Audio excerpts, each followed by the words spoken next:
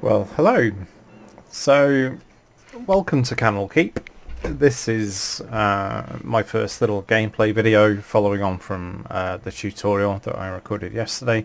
So this is going mostly solo in Baldur's Gate Enhanced Edition Episode 2, where I'm going to take you through the kind of like the prologue in the introductory tutorial level at Candlekeep, which we will come back and see later, up to the first major waypoint in the story, which is the Friendly Armin. So as you can see, I've rolled my character. He's called Harrison because, well, you know, he's going solo. It's a dreadful pun, I know, but that's the kind of thing that you're going to have to put up with, I'm afraid. I went through the process that I went through last night. Got a really nice roll for my stats, which has been really good actually, because not only can I dual class later to a fighter, I've also left the option of dual classing to a mage open as well, and I think that with the where I want to progress the character, I will probably duel to a mage rather than a fighter. So he's human, he's male, obviously, and he's a chaotic good thief, and you can see the little progress bar here that says I don't actually need that much experience to get to my next level, which is one of the best things about a thief. They level really quickly. You'll see in a minute why I have gone direct to 65% on my open lock skill. All my points went in there, and you'll see why in a minute.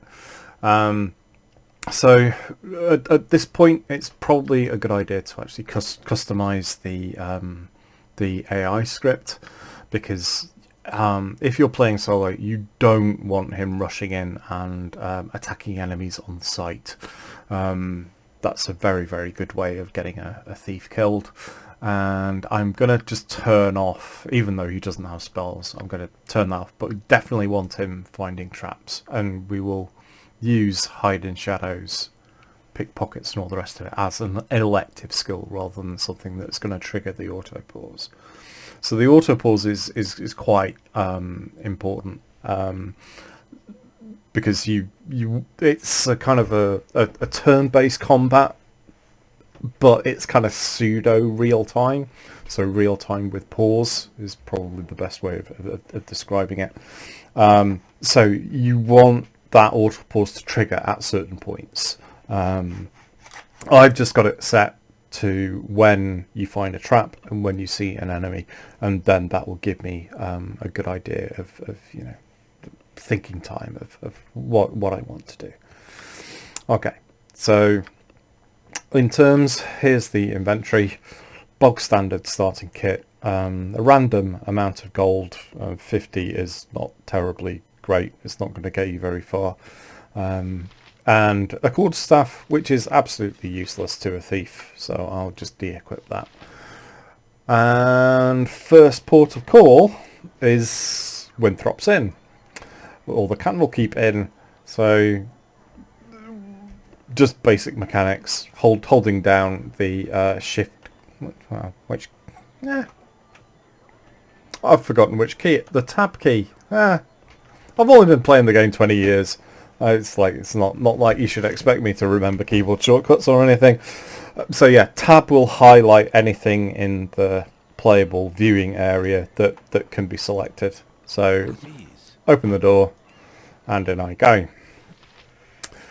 So your line of sight produces a little fog of war. So when you're in areas you've not been in before, you have to explore and wander around. So that was Winthrop, and here is a chest. It is locked. One of the reasons I said put everything you've got in your thieving skill into picking locks is because in this particular area you can get lots and lots of cheap XP. Normally, if you're playing a non-thief class, you're going to be limited to about 345 experience points by the time you leave. You can get a little bit more than that by picking locks if you're a thief. And because your amount of XP you need to get to your next level and make life a little bit easier by giving you more hit points is actually not that far away. Getting these cheap XP at the beginning of the game is really good. And also, there's goodies that you can get as well. You have to be careful stealing stuff. Sometimes some of the things that you can swipe items from have higher risk of getting caught. So you need to be just a little bit careful and use your quick save if you are intent on stealing everything, which is not the best strategy. I'm going to dump the quarterstaff because you can't sell it. It's just not worth anything, and no one will buy it, so I'm just going to get rid of it from my inventory by replacing the those two scrolls. There's a dagger in here. It's worth a gold piece, which is, I don't have much, so might as well grab it and sell it. There are NPCs around as well. If they don't have a name, they're not necessarily worth talking to. This guy looks a bit special and he has a name, so talk with him and he'll give you a quest. It's hard to find decent folk nowadays. So if you were playing a normal game, in the identify scroll that he's asking you to get is actually quite handy for a mage. So it's you miss out on a little bit of experience, but you get a free identify scroll, so you don't actually need to take it as one of your first level spells. So we've gone upstairs in the inn, and we can go around stealing stuff. So if you're not playing a thief, it's obviously not a problem if it's your little chest of drawers there is not locked. But if it's locked, the only way to get it open is to bash it, which you can do with your fist. So we can force that lock open. That means I've actually missed 10 experience points by not picking the lock. But I get a nice silver necklace. Now, with this one, don't worry about him. He's asleep. He's not going to bother you. Technically, bashing should actually create some noise that might put you in trouble, but I've never actually had it happen. With 17 strength, I'm not sure whether I'll be able to bash it. Yeah, there you go. So you're going to need 18 strength to be able to force this lock.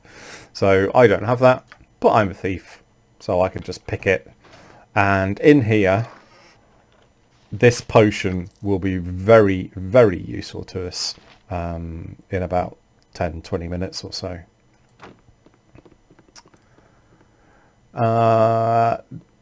This little chest here is obviously locked, and if you bash it, you're not going to be able to do it. Actually, even if you have 19 strength, you will not be able to bash this lock. The only way that you can get access into what is in here with a warrior class is to have a barbarian and have them rage. 23 strength for a half-orc barbarian will smash this lock. But if you have all of your points in lockpick, you can get access to what's inside. And what is inside is a star sapphire, which is quite valuable and very, very useful. You got a couple of noblemen. They don't have anything worth stealing. And if you try and get what is in this chest under his nose, he's going to call the guards. But at no risk to yourself, you can actually pick the lock and get the experience. So even though it's only 10 XP, it's still worth it at this point in the game, because you want to get this first level as quickly as possible. So that's everything you can do in the inn, other than actually acquire some gear, because you know you're naked as a baby, effectively, and utterly defenseless. As clean as an elven arse. Oh, Winthrop, you're so funny. I'm just going to see what he's got. Get rid of my ill-gotten gains. You can't sell the Potion of Clarity. Not that you would want to anyway, despite its value, because to get past one of the most difficult first encounters, you are going to need this as a thief or as a warrior class. So definitely worth getting the 18 strength so that you can get access to this. The Star Sapphire, very, very handy, because 1,000 gold at the beginning of the game is sufficient to get, you know, everything that you need in that first area, to make the first hour fairly easy. Now, as I mentioned in the introductory video, I have decided to play the long game with this character because I want him as a mage thief. So in Baldur's Gate 2, you can pick up Zakon's Deathblade. Oh, that I didn't pronounce that right. Yeah, well, let's just say it's a magical katana with a +2 to attack, which actually allows you to store extra low-level mage spells. It's a really, really great weapon. Not that I'm going to get it in this particular game, but it's good for me to have the proficiency because you don't actually get that many weapon proficiencies as a mage or as a thief. So taking it at the first level is quite good. And as I mentioned last night, with the backstab multiplier, having a weapon that does a lot of damage as a one-handed weapon is really, really, really very, very good indeed. The only problem is, other than these katanas being really rare, as you will see in a second, As clean as an elven arse. they're expensive. So you need to be able to have that Star Sapphire in your starting inventory if you want this katana. Don't try and steal it. Even if you were to do all of your points into pickpockets, the risk of getting caught is just too high. It's not worth it at the beginning of the game. So I'm going to spend most of my money on this lovely katana, which, as I erroneously said last night, does 1d12. It actually does 1d10, just still 2 points better than a longsword. And it has the same kind of like speed factor. So it's not a bad weapon to have for a thief. Now, because I've specialised in short bow, I can grab a bow wherever the hell they are. Oh, there we are. Okay, pretty bog standard, fairly cheap, but handy. And I'm gonna grab quite a few arrows to keep me going, but they're cheap. And I'm going to grab one set of crossbow bolts as well, because I'm going to need that for a quest. Final things. I want to be wearing some armour. Studded leather is the best I can wear as a thief, and I'm going to grab a nice buckler as well, because that will just enhance my armour class a little bit. So go to the inventory screen. Level 1 character with a armour class of 2 is actually okay. That'll drop when I equip the arrows. I'm not going to be using this inside the walls of the keep, so I will just have my katana out instead. And that's me done with the inn for now. So let's take a wander around the keep. The first time I played this, I went round clockwise and picked up quests as I went, and it took hours and hours and hours. So I'm going to take you around the other way, which is the more efficient, quicker way of doing it, because I don't want the video to run on for too long. So you can see the extent of his kind of like perception range in the slightly highlighted area, and I can use tab to highlight, you know, places I can go, barrels I can look in, and there are a few things around here that have, you know, items and money in them that you can just swipe and use to, you know, get some of your equipment and bolster your amount of money at the beginning of the game. This is the barracks. I'm going to go in there uninvited, and Fuller I should have joined the army. could do with some crossbow bolts, which is why I bought them. I should have joined the army. Right, if you are Charisma 18, he will actually give you a dagger +1, which is kind of like the first magical weapon that you can access in the game. I've only got a Charisma of 10, so he's just given me 10 gold pieces, and he's told me about one of the other gods, Hull, who I forgot his sword because he had a bit of a heavy night. So this is his chest. So you can get his sword and a antidote potion that he uses to cure hangovers. I'll need that a little bit later. You don't want to aggravate the watcher, and you will see in here that there are 4 more chests. These are all locked. There's nothing in there worth stealing, but those 40 experience points are well worth getting at this point in the game. So I'm not going to risk trying to steal anything that's not actually worth terribly much, but I'm going to grab the XP. And I never need to go in there ever again.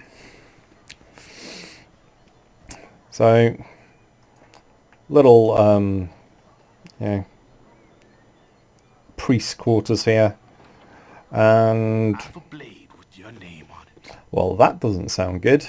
Oh, yeah, he doesn't look terribly friendly. It doesn't really matter what dialogue option you choose. He's good.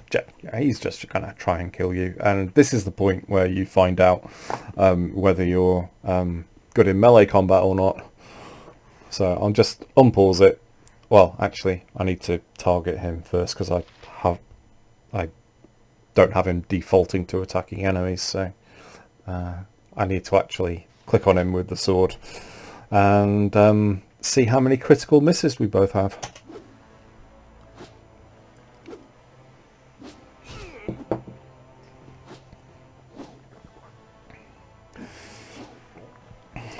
The little health bars on the top are new for the enhanced edition. It's just a little handy visual guide to see, you know, whether you're taking damage. Otherwise you can just look at your portrait. So a little bit of experience. This little red button down here turns the quick loot on.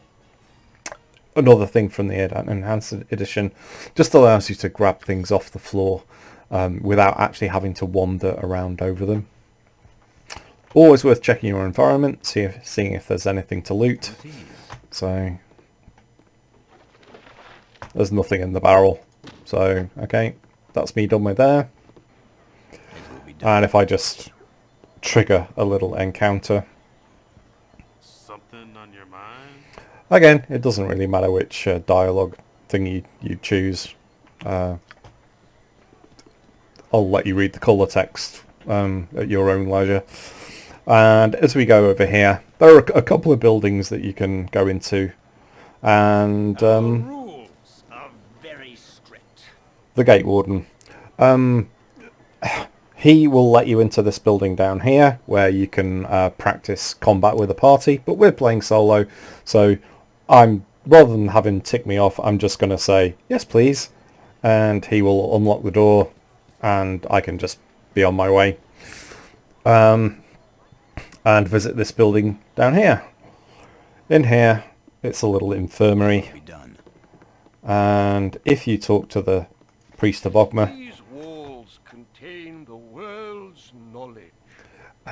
he will give you a nice healing potion. The reader, he doesn't have anything interesting to say, and this little desk here is locked, so unlock it to get the experience points and quick save. It's not letting me. Okay, there we go. If you want to risk getting the extra potion that's in there, there'll be a sound cue that will tell you if you've been spotted or not. I think I got away with it. I did. So you have to make sure that there's no one in your kind of like visible area of reference, and that reduces your chances of getting detected. So I've got myself an extra healing potion. You don't really need it, because when you return the identify scroll to Firebead, he will actually give you an extra one anyway. So there are more tutors that you don't need to talk to unless you really want the achievement. And here's Hull. So he lets you know about a new quest here which you need the antidote for, and he'll also tell you to get his sword. If you don't have 18 charisma, he will give you a bit of an ear bashing. But, you know, it's 50 experience and you get a little bit more gold. If you do have if you do have 18 charisma, he'll actually give you the 10 gold plus the 10 gold that you would have got from Fuller if he hadn't given you the dagger plus one instead. Hey, it's me, Imoen. Hello, Imoen. I can't chat with you today, but I'll ask if you can go with us. Right. This is your kind of like half sister, and we'll see her a little bit later. She's essentially the first companion that you can get, and I'm going to wander around here and try and find Tetheril with that identify scroll. He's not in his usual place, so I'm probably going to have to walk around the entire keep. Greetings, young one. Oh, there you are.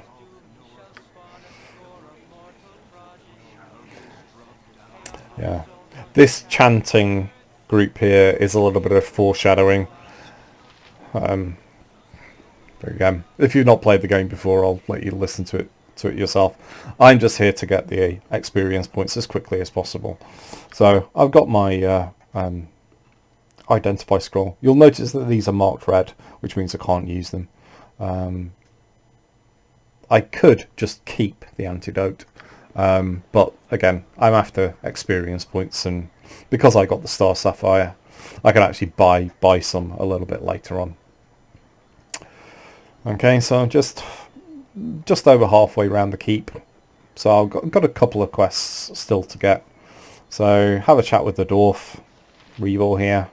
By Moradin's hammer! Yes, it's that old cliche, killing rats.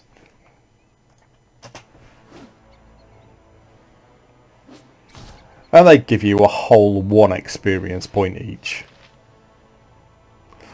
You may decide, is it worth bothering? It depends if you want the 5 gold pieces and the ring that's in this barrel over there.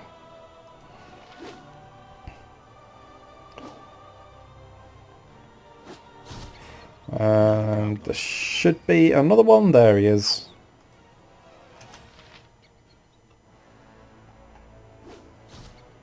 Okay. Swipe the ring. There are a couple of other things in there, but there's nothing in them.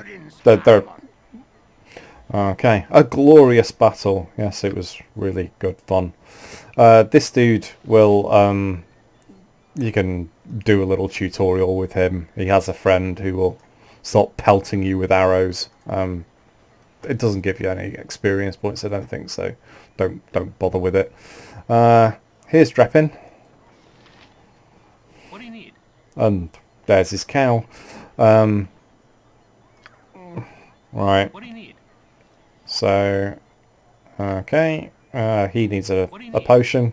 Give him the potion. Get the experience. In here is the book that you need to return to the absent-minded scholar who is over there somewhere. And we have another little house here that we can take a look and explore in. Hello. Oh goody. Another person who wants to kill you. So do the job on him instead.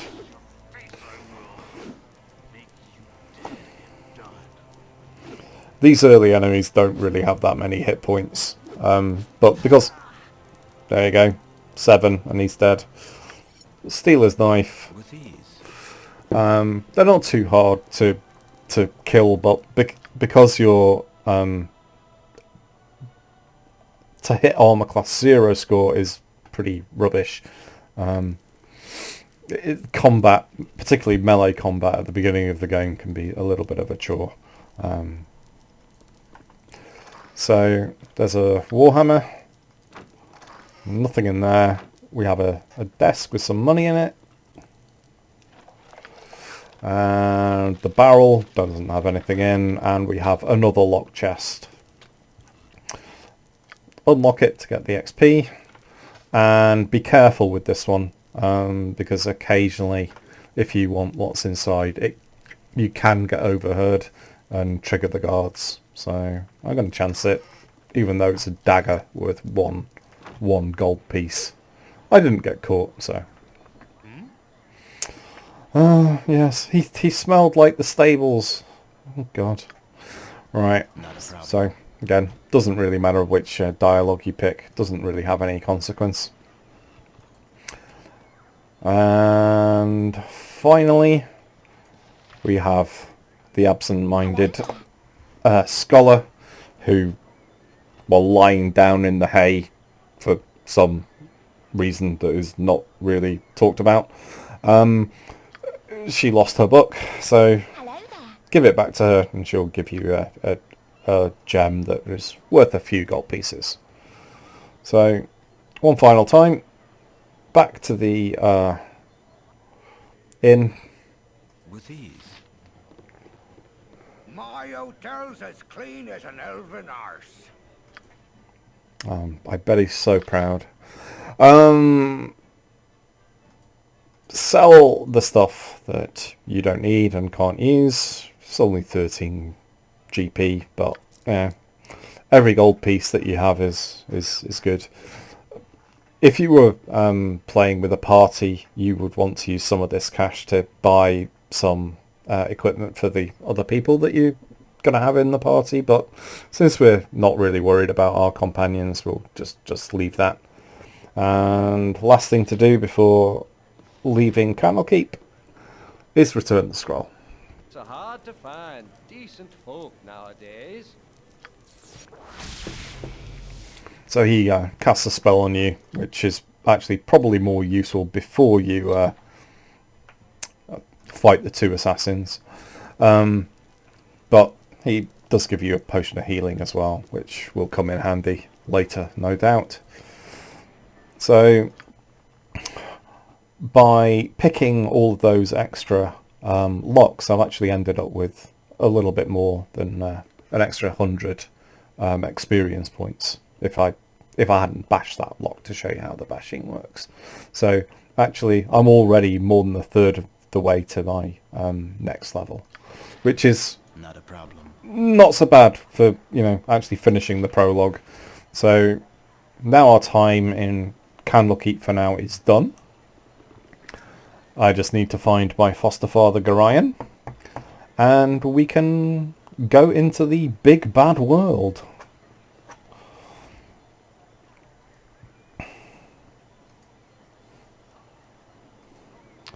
I am very proud of you, as I am sure Gorion is.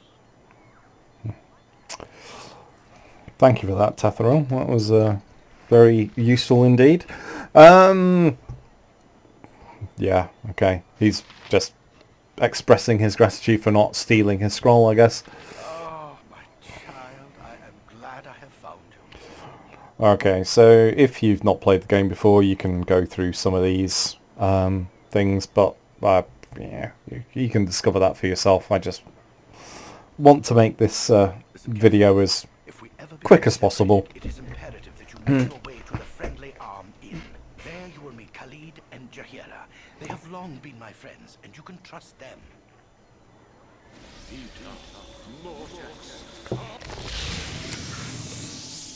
Why did he tell me about Khalid and Jahira? Could it be because Don't worry. he's not going to last terribly long? Wait, there is something wrong. We are in an ambush. Oh, that's a surprise.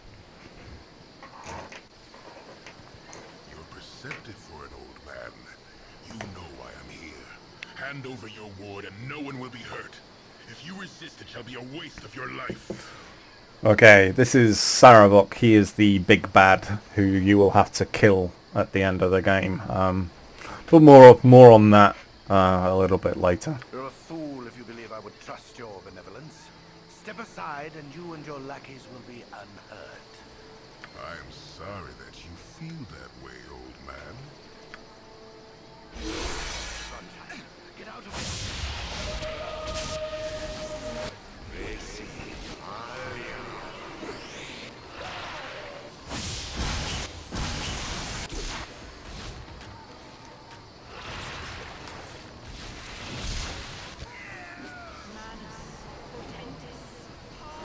So Gorion's a pretty handy mage. Unfortunately, not handy enough.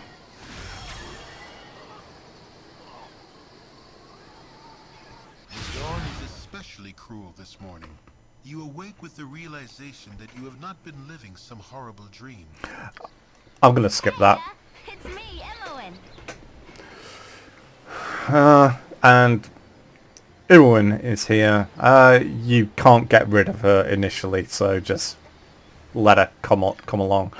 Now, if I was doing this as purely solo, I would just swipe all of her equipment and then just reform the party and get rid of her here and now. I could do that, but I am, rather than leave her in the wilderness, I'm going to take her with me to the Friendly Arm Inn, and you'll see why why that is actually quite a good thing to do in a few minutes. She has this wand of missiles, magic missile, that is it's quite a powerful item at the beginning of the game. She's also a thief, so I don't really need to keep her around for very long to, you know, crack locks or pickpockets, because we're just doubling up on our own little skill set. So first thing to do, check the map. That's where Gorion got killed at the ambush site, so there's a fairly safe corridor through here. If you just walk directly north, you hopefully won't get attacked by anything more dangerous than a gibberling. There are wolves that can randomly spawn in the first couple of areas, which are really bad news to a hit point light class like thief. So you know, you do need to be a little bit wary. So if the wolves come, I'll just leave them to eat Imoen. I'm gallant like that. With ease. So wandering around the map and uncovering and dispelling the little fog of war here is one of the nicest parts of the game, actually. I spent many a Friday evening just wandering around the wilderness, you know, seeing what's there and having random encounters. So even though I don't care about Imoen that much, I'm still going to grab the armor and let her have it. just so if we do get set upon by wolves, she stands a little bit more of a chance. Take the money. I'll take the necklace as well. The only other thing worth grabbing is this unidentified belt and Gorian's note. The rest is cheap trash that you don't really need. So this is a magical belt. You need to identify it. I can't do that because I don't have the scrolls or the ability to do it, because I'm not a spellcaster. I'm not going to wear it because in the early game I don't actually really need it, and it's called a belt of antipode. It gives you immunity to cold damage but doubles your fire damage, which isn't actually that useful. Not compared to some of the other belts that you can, and girdles that you can get in the game, so I'm not going to bother with that. This is just a little bit of plot exposition, and you can copy the note to your journal so that you can access it, because it's not really worth anything, and you can't really sell it, so you don't want it clogging up your inventory, so copy it to your journal, and then if you need to, you can always refer back to it. Okay, so I'm done with this particular area for now, and I need to make my way to the Friendly Arm, which I can't do at the moment because there's wilderness in the way, and I have to transit the coastway here. So I'm in an area called the Lions Way.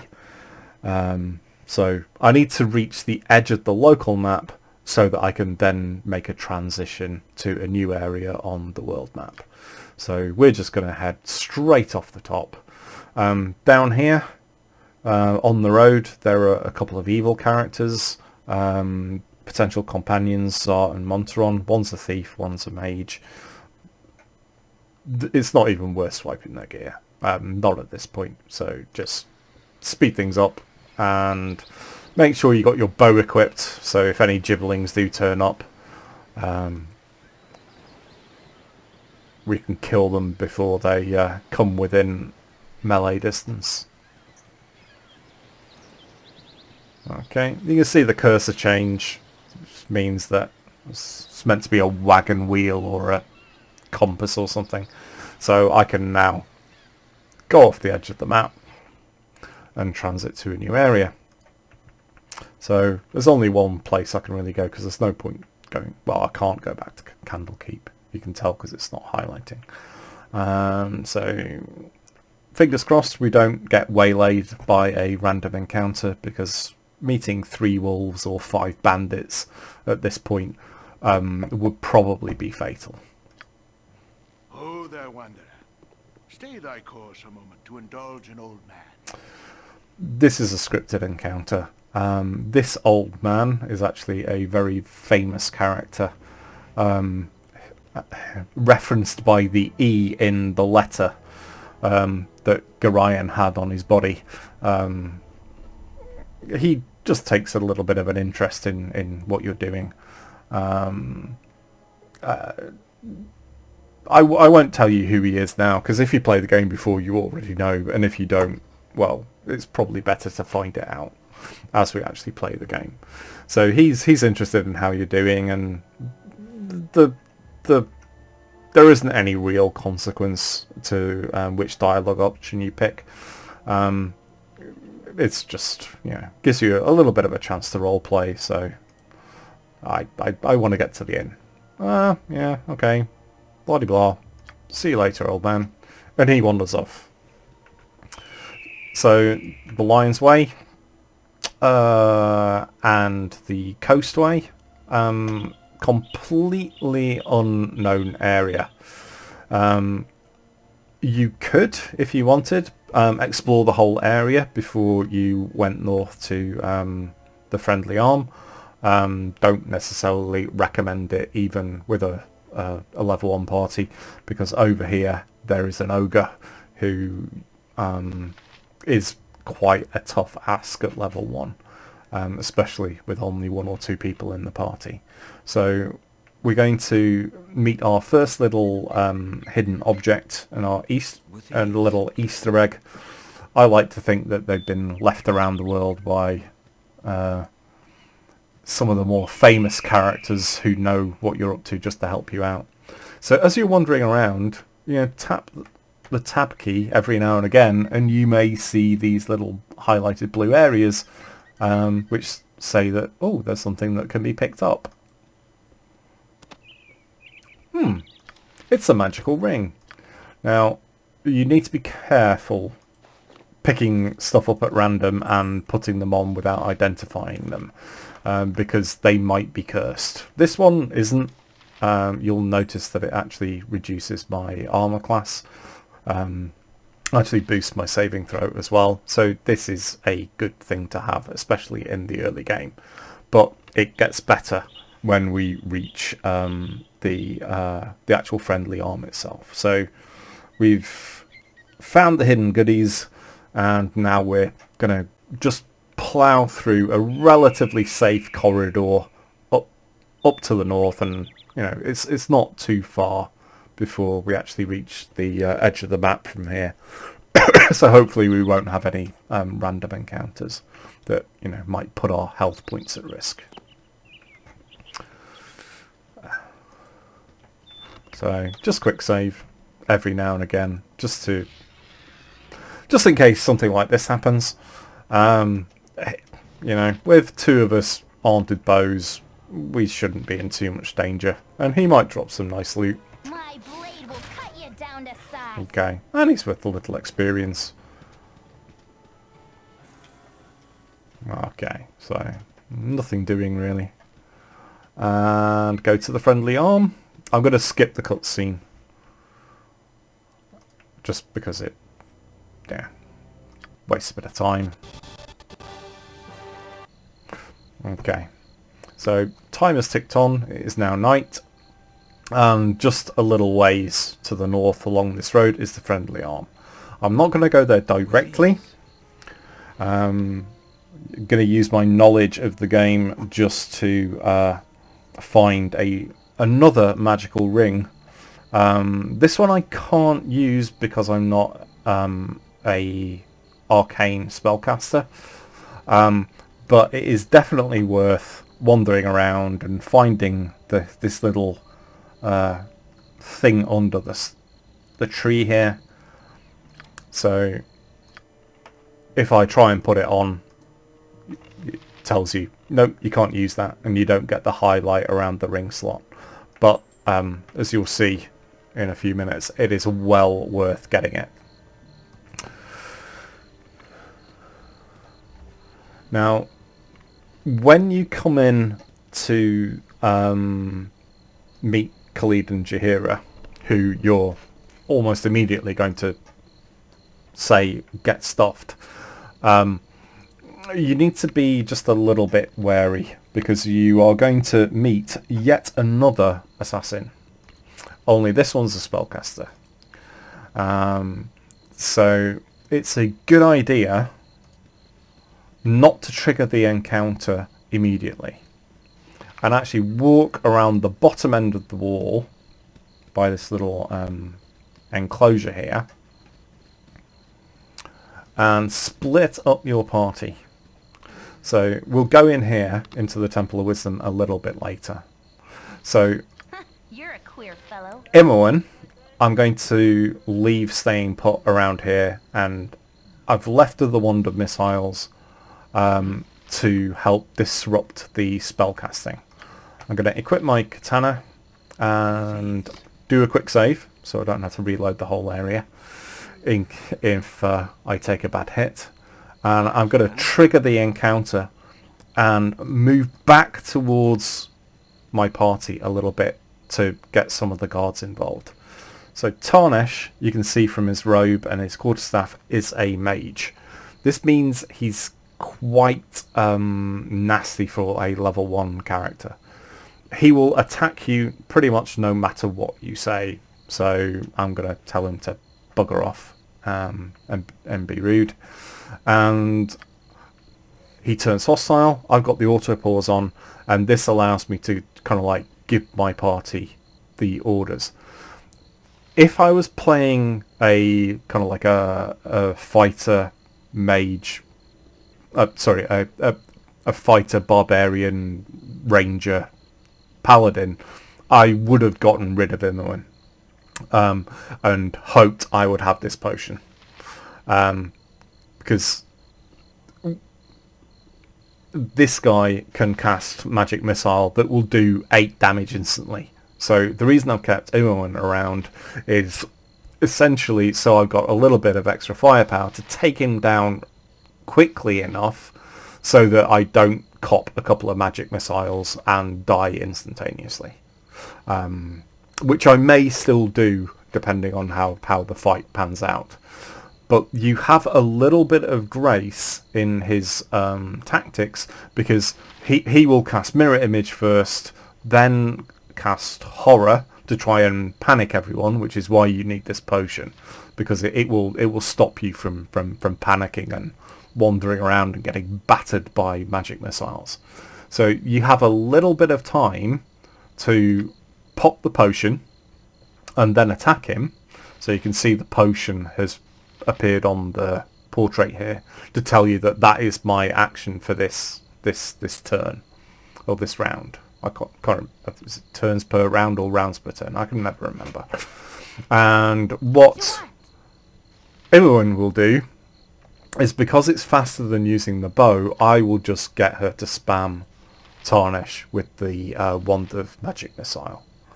And now that he is hostile, that will get some of the guards involved as well. But the first thing I need to do is make sure I do not get panicked. So the first thing is to make sure I'm eating this potion. Then, because I don't have the auto attack on, I will need to pause the game again as soon as I see in the window down here that we're protected from the mind affecting spells. Okay, I'm protected now, so now I can twat him with my katana and keep Imoen just spamming with the magic missiles. So each of the mirror images requires 1 hit to get rid of, and while you're taking those down, he's going to be still casting spells, so you need to, just keep up the attacks, and hopefully the guards will help us out. Okay, this is the advantage of keeping Imoen with the magic missile, because as he takes damage, and he's only got about 8 to 12 hit points or something like that, he will go down pretty quickly if you can hit him quickly enough before he is able to cast counter spells. So there's the horror, but I was protected by my potion, so he's now dead. I'll pick up the bounty notice and all of his kit, and that is, we wasted a magic missile, but that's okay. I stand ready. Not a problem. So that's a really difficult encounter on your own if you have 8 hit points or less. So that's the main reason I kind of kept Imoen around. Also because I don't want to leave her in the cold. I'd much rather leave her at the bar in the friendly arm inn. And again, I can just have a quick look at the bounty notice and copy the note for later if I want it. And I'm gonna take that. Now, because I've got a little bit of cash, I can actually identify these items by going into the temple. You are welcome here in Bhaal Glitter Gold Site. So you can donate money to the church, and that'll improve your reputation, which can be quite a good thing if you just want to stop getting attacked by guards in particular, and also improve the reaction you get at vendors, because that will give you discounts. So if I wanted, I could buy, you know, a few more healing potions or some antidotes, things like that. The Stone to Flesh scroll is quite handy for maybe getting a companion later, but we won't deal with that right now. What I want to do is identify these things here. So this was the ring that we got from the rock. So it's a ring of protection. Gives us a bonus to our armor class and saving throws. Really, really handy. Garion's belt is not terribly useful. I'll show you the text when I sell it. This thing here is called Ever Memory. So if I just go to the inventory, so the Ring of Antipode doubles all fire-based damage. A lot of mages use fire spells, so I'm not going to be wearing that. So I'm just going to sell it for the cash. This, you can see it's red, so I can't use it, but it's an immensely powerful and rare ring, and it allows you to double the number of spells that you get at first level as a arcane spellcaster. So really, really very spectacular as items go. It will be done. So I could keep No it problem. if I, you know, wanted to dual class very quickly to mage, but that's not what I'm going to do. I'm going to sell it because it's worth quite a lot of money. With ease. Another scripted encounter here. Such as yourself. Again, there's a little bit of colour text. Doesn't really matter which one you choose. Ragefest we will meet later when we actually get to the city of Baldur's Gate itself.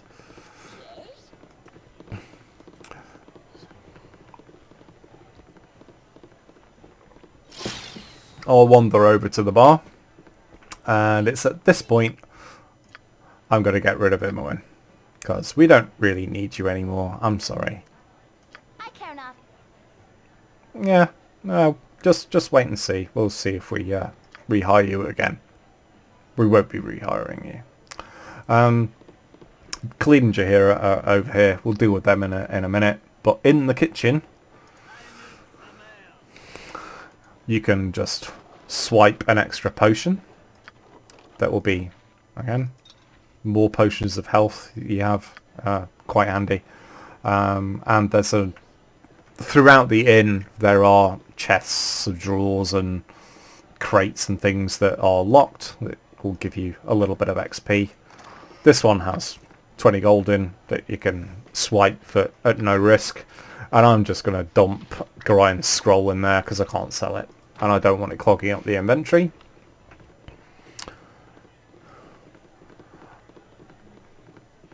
I could bring Khalid and Jaheira into the party, steal all their gear and sell it, but there's not really much point in doing that because when I sell the Ever Memory ring, How long must we wait here? Stir to the south as we sit. selling some leather armor and some splint mail is, you know, it's chicken feed really. Blah blah blah blah blah blah blah blah blah. No, I don't need you. See you in Baldur's Gate 2. And here's the inn owner. It's been dreadful slow business lately. And we can rest here, recover hit points, recover spells if you're a spellcasting class. The more expensive the room, the more hit points you recover, but that's not really an issue. So I can get rid of all of this garbage. Well, not garbage, clearly not garbage, because that's a lot of money at the beginning of the game. And as you go towards the end of the game, I can always buy that back. It will cost me way more than 9,000 gold, but by the end of the game, money isn't really an issue. So I'll sell it now because I want the gold now. There's nothing really here that is really worth my while in actually getting. Upstairs, there are a few things that you can rob, a couple of quests that you can get. There's a special kind of Easter egg that runs across Baldur's Gate 2, and Throne of Bhaal, where if you get the golden pantaloons, import them into BG2, and you get the silver something or other and import it into Throne of Bhaal, and then find the bronze MacGuffin, you can create this amazing magical item that turns you into an iron golem. It's not worth bothering with for a solo run. And also in the outside area of Candlekeep, you can pick up a ring from some hobgoblins north of the keep and return it to its owner. But I'm not going to bother with that right now. I'm going to pick it up later. So that is the opening, hour, well, however long it is, hour or so of the tutorial and the initial